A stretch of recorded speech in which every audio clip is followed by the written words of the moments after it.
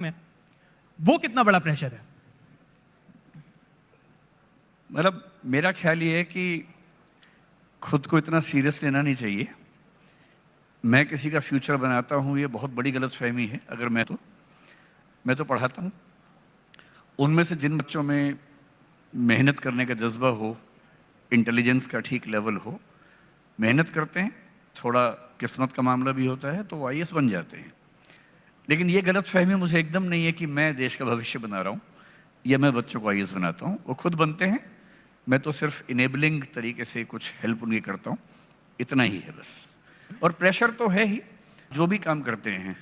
आप पर प्रेशर है कि व्यूज़ अच्छे आए, मुझ पर प्रेशर है कि बच्चे जिस उम्मीद से मेरे पास आए हैं उन्हें वो ज़रूर मिल जाए, तो वो हम हैंडल करते हैं, डेफिनेटली कर लेते हैं। विकास सर, इस प्रेशर में पेरेंट्स का कितना प्रेशर है? क्योंकि लोग बच्चों पर प्रेशर की बात करते हैं, मैंने आपके ऊपर प्रेशर की बात कर ली। क्या आपको लगता है कि ये जो आईएएस की जो कोचिंग होती है उसमें कम से कम एक दिन, शायद लास्ट डे हो, पेरेंट कोचिंग होनी चाहिए कि भाई इतने प्रेशर को कैसे हैंडल करना है, कम से कम रिजल्ट के बाद कैसे हैंडल करना है? मेरे ख्याल से पेरेंट्स की कोचिंग तो उसी दिन होनी चाहिए जब वो पेरेंट्स बनते हैं। और हमारे देश में बच्चों की कोचिंग से ज़्यादा ज़रूरी है पेरेंट्स की कोचिंग करना। मैं भी एक पेरेंट हूँ और मैं भी इस बात को समझता हूँ। एक अजीब सा भय बच्चों के मन में रहता है। उनको, मैंने कई बच्चों को देखा, एक जिक्र करूँगा आज एक एग्जाम्पल का भी। जैसे मैं हल्का जिक्र करता हूँ फिर वापस आता हूँ। मुझसे कई लोगों ने पूछा कि इतने विद्यार्थियों को पढ़ाने के बाद ज़िंदगी में सबसे ज़्यादा अच्छा अनुभव कौन सा रहा। मुझे एक एग्जाम्पल याद आता है, आज से करीब 15-17 साल पहले का। एक लड़की मुझसे मिलने आई जिसकी उम्र रही होगी करीब 21-22 साल उस समय, और उसने रोते हुए मुझसे एक बात कही कि मैं गांव में थी, कस्बे में, गांव में कहीं, और वहां मेरे साथ रेप हुआ। और जिस तरह से उसने डिस्क्राइब किया, बहुत ही घबराने वाली बात थी। तो मैंने कहा फिर आपने पुलिस कंप्लेंट तो की होगी, पेरेंट्स से बात की होगी। उसने कहा मैं दुनिया में ये बात किसी से भी डिस्कस कर सकती हूँ, आपसे कर सकती हूँ, अपने पेरेंट्स को नहीं बोल सकती।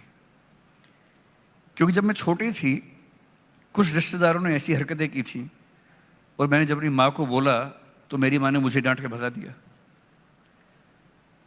और उस लड़की के मन में एक ही सपना था, बोले मुझे नौकरी नहीं चाहिए, मैं जिंदगी जी लूंगी, मेरा मन करता है कि मैं पुलिस बनूं और कम से कम अपने इलाके में किसी और बच्ची के साथ ये ना होने दूं। और मेरी ज़िंदगी का सबसे सेटिस्फाइंग समय वो था जब 3-4 साल की मेहनत के बाद वो लड़की आईपीएस बनी। अभी वो आईपीएस है। अब क्योंकि ये एग्जाम्पल मेरी तबीयत थोड़ी ख़राब है, थोड़ा बियर करना पड़ेगा आपको। अब ये एग्जाम्पल क्योंकि बहुत पर्सनल है तो मैं नाम तो रिवील नहीं कर सकता हूँ, लेकिन मुझे खुशी है कि उसने अपना वायदा निभाया और वो जहाँ है बहुत सारी बच्चियों की हेल्प कर पा रही है। तो मुझे चिंता इस बात से होती है, अगर कोई अपने पेरेंट्स से ये बात भी नहीं कर पा रहा कि मेरे साथ ऐसा हुआ, तो सीखने की ज़रूरत इस बच्चे को है या पेरेंट्स को है। और मेरे ख्याल से हमारे देश में कोटा में जो सुसाइड्स इतने सारे होते हैं, दिल्ली में तो क्योंकि बच्चे बड़ी उम्र के होते हैं, समझदार हो जाते हैं, लेकिन कोटा में तो बहुत छोटे बच्चे होते हैं। और यदि बच्चे सुसाइड करते हैं तो मैं साफ साफ कह रहा हूँ, एक बहुत प्रसिद्ध कविता है, उसकी एक लाइन है, दिखाई दे या ना दे पर शामिल ज़रूर होता है, हर खुदकुशी में दरअसल हत्यारा शामिल होता है। खुदकुशी खुदकुशी नहीं होती, हत्या होती है। अंतर सिर्फ इतना है कि वो एक आदमी ने मर्डर नहीं किया, समाज ने मिलकर किया है।